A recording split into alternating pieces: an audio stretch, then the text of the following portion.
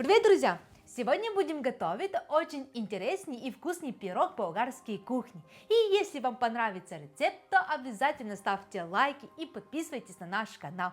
А мы поехали готовить! Сегодня мы будем готовить что-то похожее на болгарскую баницу, но не совсем обычную и нетрадиционную. Она будет с лопушем. Это такое растение, на русском оно называется лопух. Начнем с теста. Тесто для нашего пирога делается довольно просто. И если честно, вы не хотите тратить время, можно просто взять готовое фило теста. Но я буду делать все самостоятельно. В миску мы отправляем 2-3 столовые ложки обычного растительного масла. Раз, два, три. Туда мы отправляем теплую воду. И еще мы добавим 1 чайную ложку уксуса, он сделает наше тесто более эластичным. И теперь добавляем муку. Мука можете взять самую обычную муку. И теперь замешиваем тесто. Замешиваем гладкое и плотное тесто. Вымешиваем его примерно 10-15 минут. Наше тесто уже готово.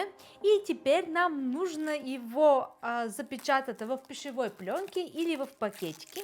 И его оставить где-то на минут 30, чтобы оно отдохнуло. Но это еще не все, потому что после истекания этого времени нам нужно его разделить и доделать его нам нужно. А пока оно там отдыхает, мы займемся вместе с вами с листьями лопуха точнее. И вот наш главный сегодняшний герой – листья лопуха.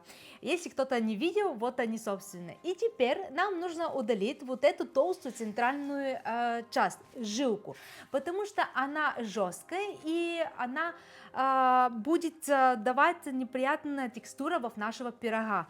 Нам нужно оставить только листочки, которые будут очень нежные. Это делается очень быстро. Берем листочек и его вот так складываем. И теперь с помощью ножа вот так под край нашей жилы просто удаляем.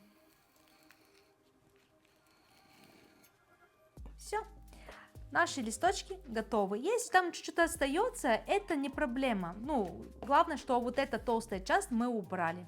Я уже справилась с нашими листьями. И теперь важный момент. Листья обязательно нужно бланшировать. Отпускаем их в кипящую воду на 1-2 минуты, а затем сразу перекладываем их в холодную воду. Почему мы это делаем? Во-первых, это убирает лишнюю горечь, которая есть в лопуха. Во-вторых, листья становятся мягче и не будут грубоватыми в готовом пироге. И в-третьих, просто после бланшировки они лучше впитываются в вкус других ингредиентов. Теперь нам нужно их выцедить, то есть от лишней воды. Вот так через дуршлаг берем наши листья и как мы выжимаем одежку, так выжимаем и наши листочки. Теперь листочки берем полотенки и вот так их разлаживаем, как попало. Потом мы их будем резать, поэтому это не настолько важно, как мы их тут порвем и в каком виде они будут находиться на наших полотенчиках. Вот так разложили. Сколько нам это удастся. И теперь с полотенкой вот так начинаем этого все доубирать лишнюю влагу.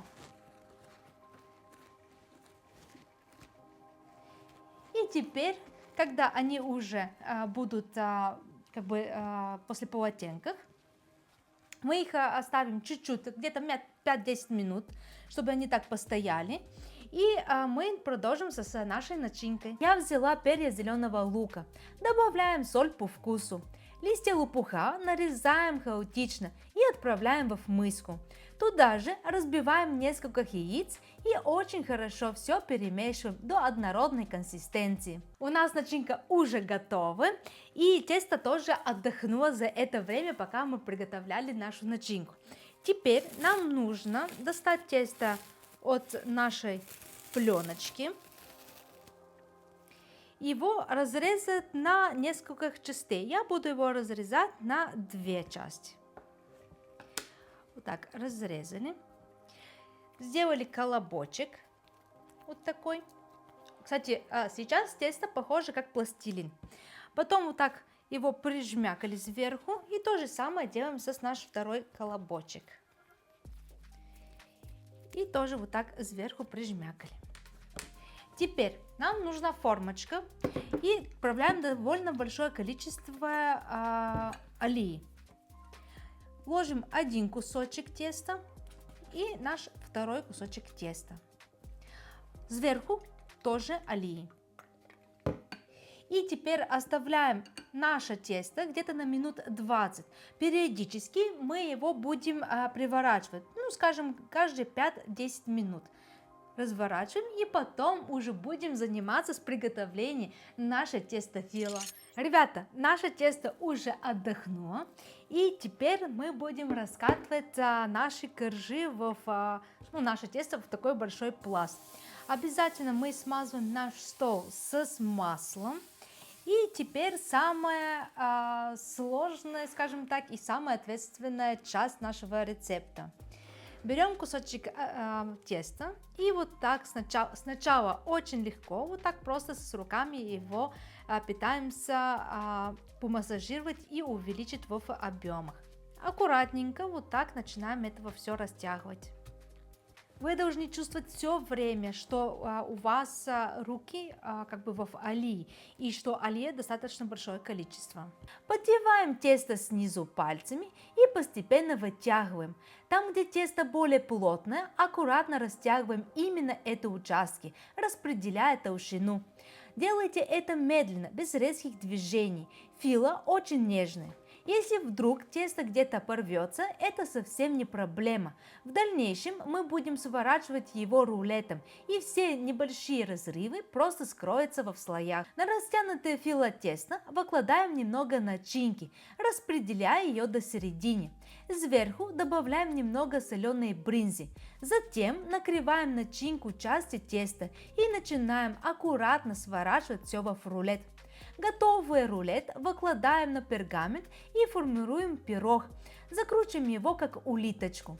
Поверх него добавляем кусочки сливочного масла. Я взяла 82% жирности. Наш пирог практически готов, теперь нам нужно его только пожарить. Поэтому мы его отправляем в предварительно нагретую духовку до 180 градусов где-то на минут 30-35. Конечно же, ребята, все зависит от вашей духовки. А после этого я вернусь к вам уже с готовым результатом.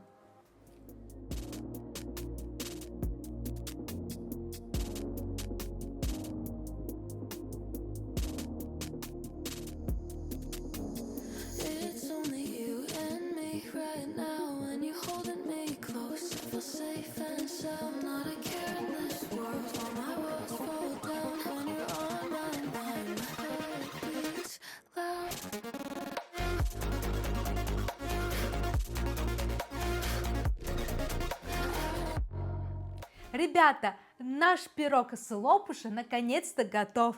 И посмотрите, насколько он красивый получился. А кроме того, что он красивый, он очень вкусный. Поэтому, если вы никогда не пробовали такой вид пирога, то я вам реально рекомендую. Если вам понравился сегодняшний рецепт, то обязательно ставьте лайки, подписывайтесь на наш канал и до новых вкусных встреч, ребята. Пока!